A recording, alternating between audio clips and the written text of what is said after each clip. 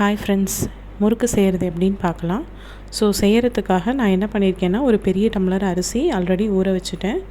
So ஊற வச்ச அரிசியை நல்லா கிரைண்டரில் போட்டு மாவு அரைச்சி எடுத்துக்கலாம். ஒரு டம்ளர் அரிசிக்கு 3/4 டம்ளர் பொட்டுக்கடலை எடுத்துக்கிறேன். நல்லா அரைச்சி ஜலிச்சிட்டேன். அடுத்தது வெண்ணெய். ஸோ ஒரு பேக்கெட் வெண்ணெயை நல்லா கடாயில் போட்டு சூடு பண்ணி எடுத்திருக்கேன். கூடவே 2 கரண்டி சூடாக்குன எண்ணெயை ஊற்றிருக்கேன் மாவில். ஸோ இது எல்லாத்தையும் ஆட் பண்ணிவிட்டு அதுக்கப்புறம் பெருங்காயத்தூள் போடுறேன். பெருங்காயத்தூள் வந்து 1 டேபிள் ஸ்பூன் வரும். அதுக்கப்புறம் ஓமம் 2 டேபிள் ஸ்பூன். உங்களுக்கு எள்ளு சேர்த்துற ஐடியா இருந்ததுன்னா எள்ளு வந்து நீங்கள் ஒரு 4 டேபிள் ஸ்பூன் ஆட் பண்ணிக்கலாம். ஸோ நான் சொல்கிறது எல்லாமே வந்து 1 கிலோ அந்த குவான்டிட்டிக்கு நான் சொல்கிறேன். ஸோ எள்ளு சேர்த்ததுக்கப்புறமா நம்ம உப்பு ஆட் பண்ண போகிறோம். உப்பு வந்து மாவை பொறுத்து, இப்போ எங்களுக்கு வந்து 1.5 டேபிள் ஸ்பூன் உப்பு தேவைப்பட்டுச்சு.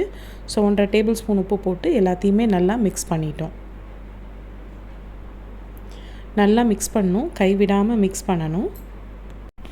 பாருங்கள், நல்லா மிக்ஸ் பண்ணோன்னே நல்ல ஒரு டெக்ஸ்சரில் முறுக்கு மாவு ரெடி ஆகிடுச்சு.